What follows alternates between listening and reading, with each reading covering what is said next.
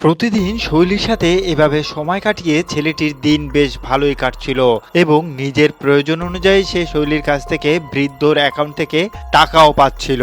কিন্তু তাদের এই রোজগার মেলামেশা দেখে বাড়ির কাজের বুয়াটিও সব বুঝে ফেলে। একদিন ছেলেটি যখন বৃদ্ধকে ঔষধ খাওয়াচ্ছিল তখন বৃদ্ধ লোকটি ছেলেটির গায়ে স্ত্রীর চুল দেখতে পায় এবং রাগের মাথায় ছেলেটির উপরে থুতু দেয়। এতে ছেলেটি প্রচন্ড রেগে যায় এবং বৃদ্ধের ক্ষতি করতে চায়, কিন্তু পরক্ষণেই নিজেকে সামলে নেয় এবং সে ক্ষমা চেয়ে নেয়। এর পরের ঘটনা থেকে বৃদ্ধ লোকটি ভীষণ আতঙ্কে দিন কাটাতে থাকে। পরের দিন বৃদ্ধর সঙ্গে দেখা করতে তার উকিল আসে।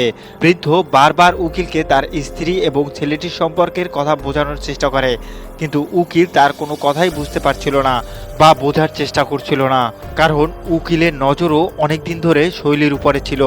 তাই সে শৈলীকে প্রস্তাব দেয়, কাল রাতে কি আমরা তোমার স্বামীর সম্পত্তি নিয়ে একটু আলাদাভাবে কথা বলতে পারি। শৈলী বুঝতে পারে যে উকিলও তার সুযোগ নিতে যাচ্ছে, তাই সে রাজি হয়ে যায়। এরপর শৈলীনা ওই ছেলেটিকে বলে তার বৃদ্ধ স্বামীকে চিরতরে সরিয়ে দিতে হবে, কিন্তু ছেলেটি এই প্রস্তাবে রাজি হয় না এবং সরাসরি মানা করে দেয়।